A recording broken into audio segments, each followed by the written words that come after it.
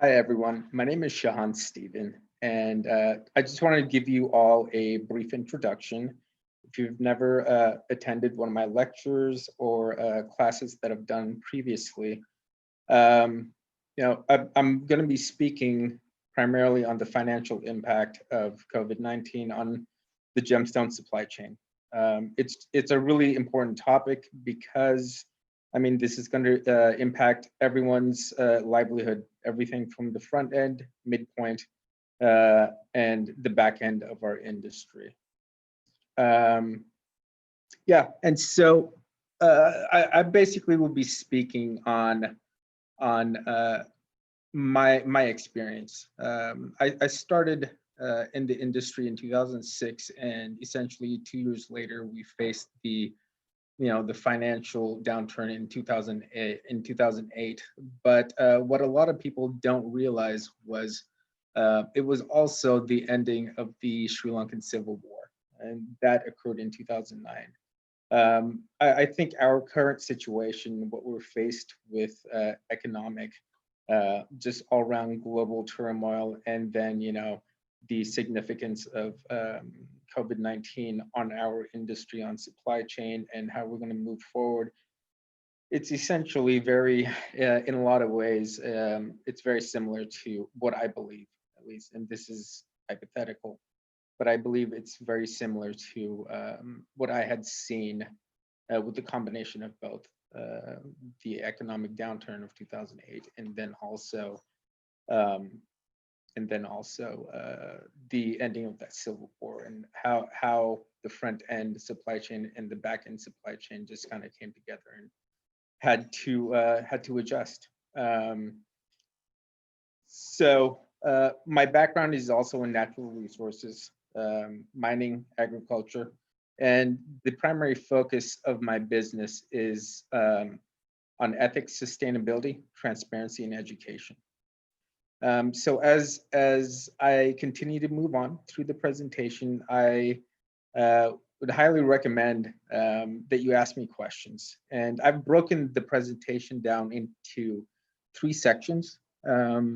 Basically, the past, present, and the future of our industry, and specifically supply chain, and how we could go about improving our business, making the right adjustments, and moving forward. I think this is a time where we could make, if we make the right adjustments, we could obviously obviously just improve our business as well. So with that being said, I encourage questions, and at the end of each section, I'll go through and answer them.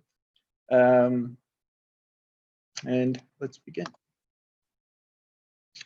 So the first part is my presentation outline, initial post-COVID-19 forecast, change in supply and demand, a slowdown in mining activity globally, change in treatment activity, and what we need to be mindful of in this area. And then essentially, from my experience, what I've seen is turmoil causes further negative reactions. So just being very mindful of that.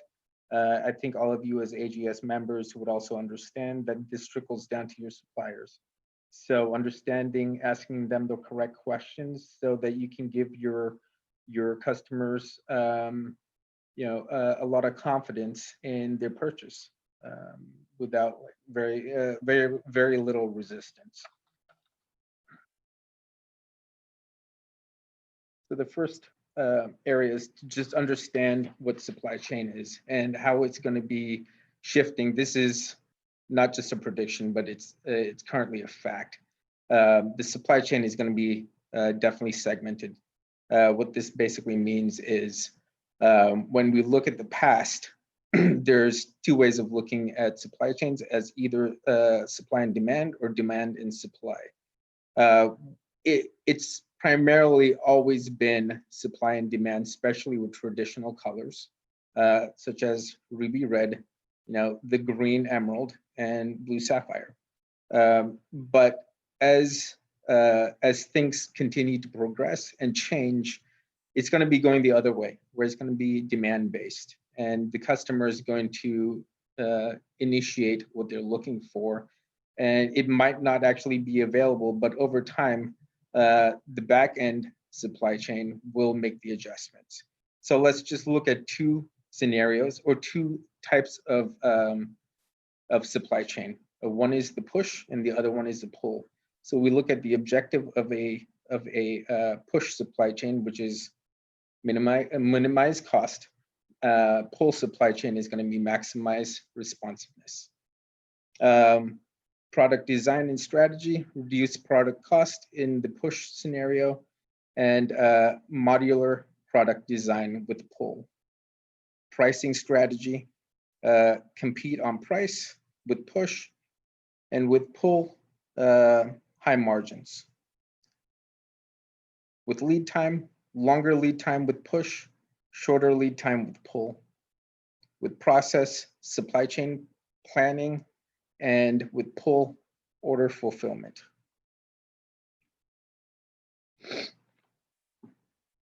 So one of the first things we're going to see right now is complete stoppage of mining, which will cause inherent socioeconomic issues at the source. So my expertise lies in two regions, East Africa, specifically Madagascar, and Sri Lanka. So right now in Sri Lanka, there are roughly 5,000 mining licenses. And right now also, it's good to keep in mind that out of those 5,000 mining licenses, there are over 40 to 45,000 miners employed in the gem mining industry. So, you know, how is this going to impact them? One thing to keep in mind is Sri Lanka, because of the 30-year civil war, they're very familiar with difficulties and just kind of struggling, living on substantially less, and understanding how to continue to succeed or live their day-to-day lives with the bare minimum. So our current situation isn't anything necessarily out of the ordinary, coming out of a 30-year civil war, but this will cause, you know, difficulties with the basics, meaning food and shelter, because there's already issues with seasonal work, because mining is primarily going to be taking place over there between January and April, and then again from June to September. So it is pretty much a seasonal type of work. So when there's going to be substantial stoppages, this is going to impact them. Moving on. Mining operations, like I said, are seasonal and run from January to April and then June to September. Mining activity will be significant to none as supply significantly outweighs demand. So just reiterating the importance of developing the customer's interest, not necessarily in what is available, but what potentially the direction that things can go in. So just to be really clear, blue sapphire and ruby are supply driven, but for example, peach and teal color sapphires are demand driven. Or sorry, the opposite. Supply driven, blue and red, and then demand driven, teal and peach. Human interactions will change how we are able to do business at the source. So this is essentially a typical scene at one of the gem trading centers in Nivitigila, Sri Lanka, where essentially you're going to be crowded by thousands and thousands of people every morning. And making the adjustment on my part at the back end is really important, because social distancing, as important as here, it's going to be just as important there, even though that the number of cases is substantially less in Sri Lanka. But the goal is to minimize risk on our part and for them as well. So here's the question: do you think these sorts of interactions will be acceptable in the future when considering the importance of social distancing? So this is a typical scene at one of my offices in Sri Lanka. 80 people sometimes will crowd into 200 square feet. And making the adjustments is going to be really important, so that we can pass on not just an ethical product, but also something that that we can say is going to be passed on from customer to customer without putting anyone at risk. The next thing to keep in mind is going to be new treatments. And since I have been in the industry, I've seen new illicit treatments pop up at least 4 times, and they've been substantial. The most recent was probably was in 2015. A substantial amount of a new type of diffusion hit the market in 2015, and I would say upwards of I'd say right around 5,000 carats hit the American market, and it's substantial. But usually these things occur during crucial times, when there are difficulties. Even last year, when the bombings in Sri Lanka occurred, if some of you might remember, that was also a time there was a lot of theft occurring in our industry. So being really mindful of what type of treatments might be coming out, especially once mining restarts, it's something just to be mindful of.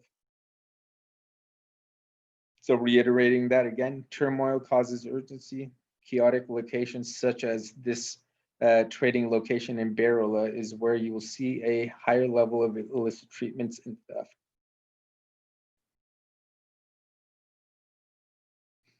So I would like to, that would be the ending of the first section.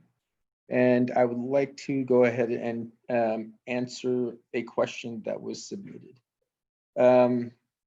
Since mining activity will be significant as supply significantly outweighs demand, how long do you think it would take for the market to catch up with the supply that is already in the market?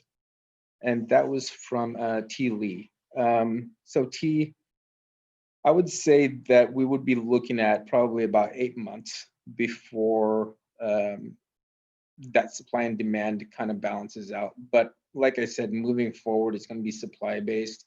What's on the market right now, my understanding from my mining suppliers is that they're having a harder time currently being able to interact with each other out in the village areas. There's still limited interactions, but just to answer your question, I would anticipate somewhere about 8 months. Currently, Sri Lanka is enforcing a quarantine of anyone who enters the country, and they're opening up the airport for new flights beginning in July. But it would require you to be quarantined for 14 days. And I was just telling someone the other day that a 5-day trip to Sri Lanka would eventually take 32 days, because there would be a 14-day quarantine on arrival and a 14-day quarantine when you return. So, 14 plus 14 plus 5. But I hope that answers your question, Keith. Okay, so moving on to the next section. Here's a group of areas that I'd like to cover. Prior cause of pricing change, politics, climate, poverty. And then I'm just going to go over a basic quality grading scale, forecasting pricing changes from grade 1 to 3, 4 to 7, and 8 to 10. A deeper understanding of supply-based pricing and demand-based pricing, further emphasis on importance placed on origin and volatility of floating versus fixed commodities. And I think just looking forward, looking past our current situation, these are all going to be really important subject areas for you to be able to just one, stay agile, and then make the correct changes to your business knowing that information.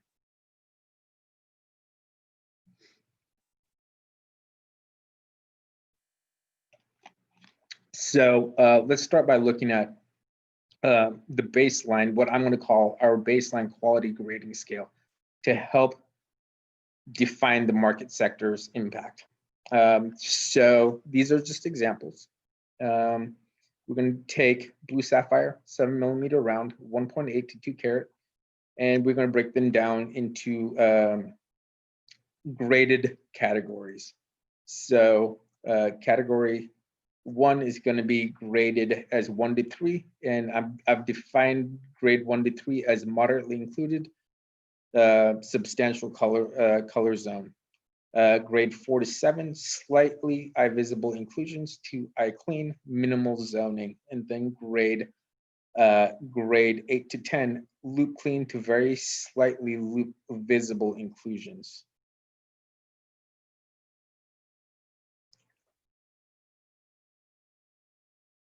So here's an example of, and this is just a reference point of what we will call a grade 1 to 3.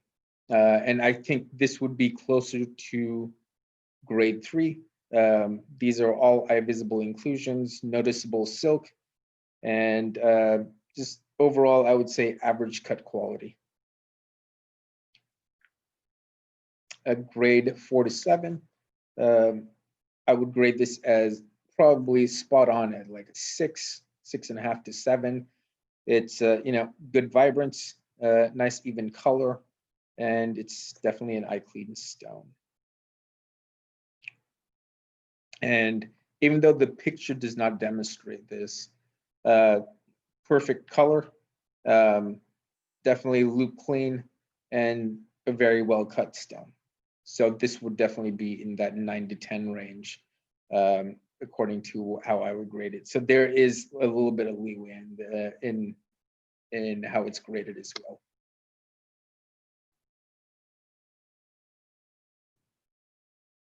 So we're going to look here at a few scenarios. Historical pricing impact of war, financial crisis, and climate. So 2006 to 2009, we're looking at the green graph is going to be the 8 to 10. The blue is going to be 4 to 7, and the orange graph will be 1 to 3. So as you can see, the pricing difference was not substantial between the year 2006 to 2009. And that was primarily driven by the back end civil unrest in Sri Lanka. Sri Lanka, I think, currently is probably number 2 as far as importance of stone, of the importance of the blue sapphire that's mined there. But as far as production volume, I would say that they're probably number 1 currently. So 2006 to 2009, we can see this graph.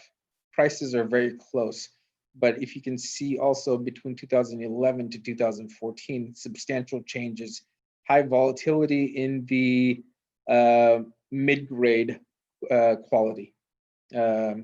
So definitely very up and down. But one thing you can see is consistency on the lower end. And this is definitely a predictable outcome of a volatile economy. And that's, I think, a predictable scenario for the direction we're heading in. So again, from an investment standpoint, or for your customers' knowledge, these are the 2 primary is going to be for stability will be the lower end market, and the upper end market. The mid market definitely is the consumer driven market. So it's just something to keep in mind.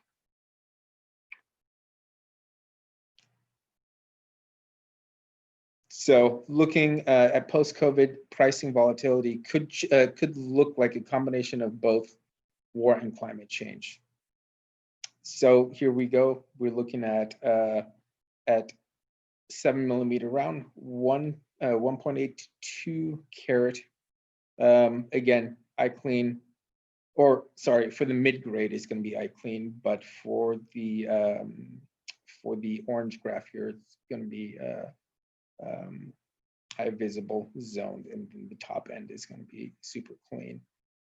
We can see consistently increasing prices, and that is where I would say it's going to be over the next 4 years. It's going to stand very steady, and the same could be said for the lower end market. Very, very steady, as we can see, $40 per carat, 30, 25, 25. It's going to be very steady.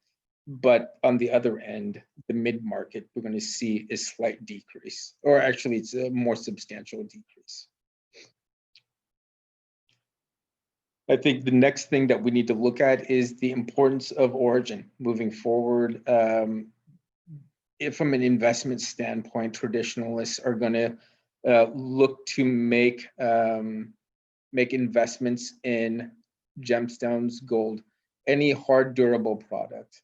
And having traditionalists also find that origin is extremely important.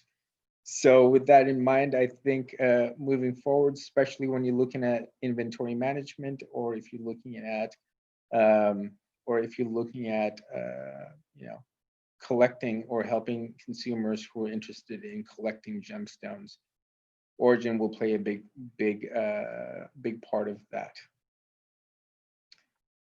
So let's look at supply and demand, or demand and supply. So green, teal, yellow, green, bicolor are consumer driven. Typically blue sapphire, which is supply driven by characteristics. So let's look at the pricing here for green, teal, yellow, green sapphires. When we go back to 2014, starting at 185 per carat, 2015, 200, and so on, all the way up to 2019, where it is at 390 per carat. So if over a course of 5 years, it's over doubled. And again, demand is based on demand.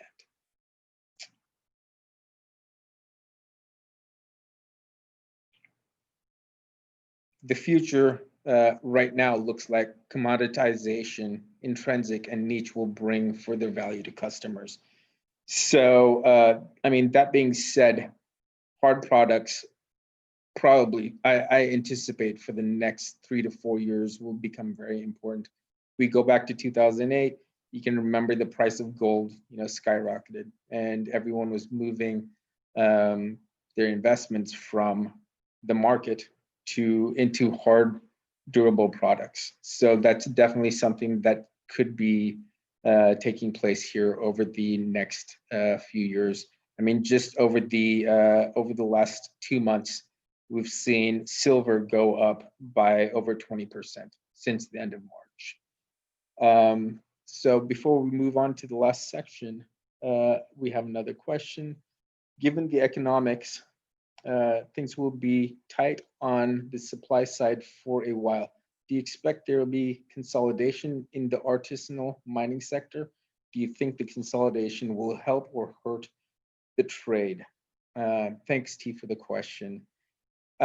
Yes, I believe so. For example, with Madagascar and with Sri Lanka, they're very similar in how the mining sector is set up, but how the mining licenses are distributed and enforced is can be a little bit questionable. So moving forward with economies, or with a country like Sri Lanka, where I think it's enforced relatively well where they're auditing mining sites. Yes, I think there will be first shrinkage in the number of licenses that are given out or issued, and that's a way that the government is able to control the pricing. So definitely there'll be some level of consolidation. The governments throughout the world don't want the pricing to drop substantially. I think increase in production will occur with increase in spending. So I believe that as long as there is a slowdown in luxury goods, and specifically in our case with gemstones, I anticipate that, you know, up until somewhere between October and December, there will be zero mining. One, it's going to be the rainy season, but also potentially just lower number of buyers on the front end. Do I think this is going to help or hurt? I think the big picture, we're dealing on one end, we're dealing with a natural resource. And on the other end, you know, we're dealing with economics and the livelihood of people. I think it kind of balances out. But as long as from a governmental licensing standpoint, we make the correct adjustments in mining, increasing or decreasing according to the buyer, you know, the front end buyer, the consumer. If they're willing to spend, and if they want to dictate which colors are important, that will also dictate the back end supply and demand, or supply. So hopefully that would answer your question, and let's move on to the next section.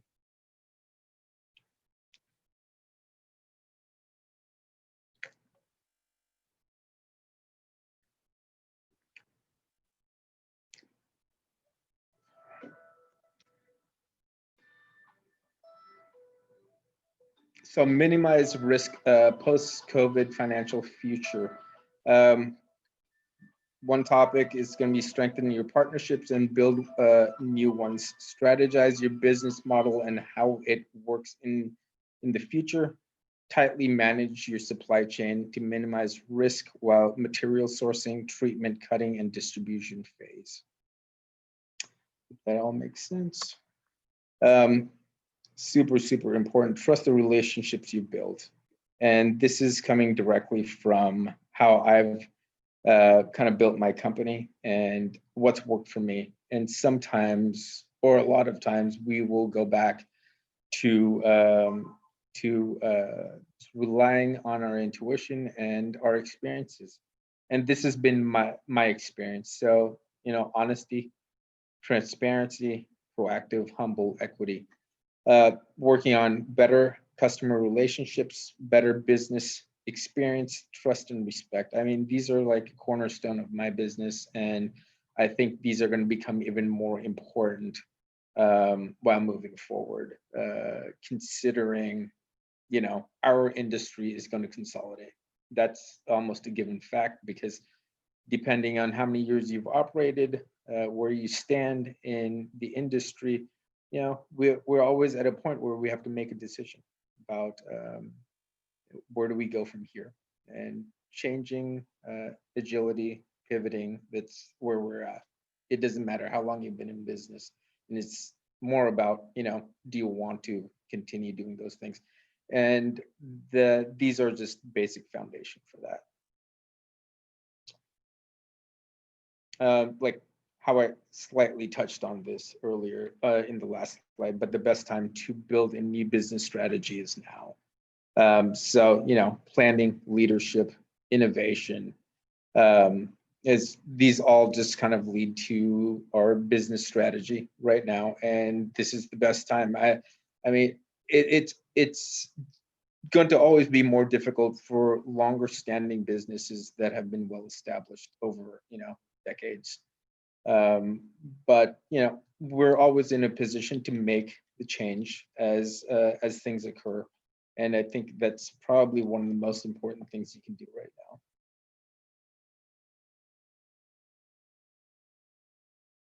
Lastly, constantly manage your supply chain. Supplier, manufacturer, distributor, retailer, consumer. And I mean, this pretty much sums up what the Gemstone supply chain looks like. So plan, source, make, deliver, and return. And with that, that will be the end of my presentation. And if any of you have any questions, please feel free to contact me. Again, it was my pleasure. And I think that, you know, navigating through difficult times, it's really important to constantly educate, consistently learn, and just ask questions. So with that, thank you.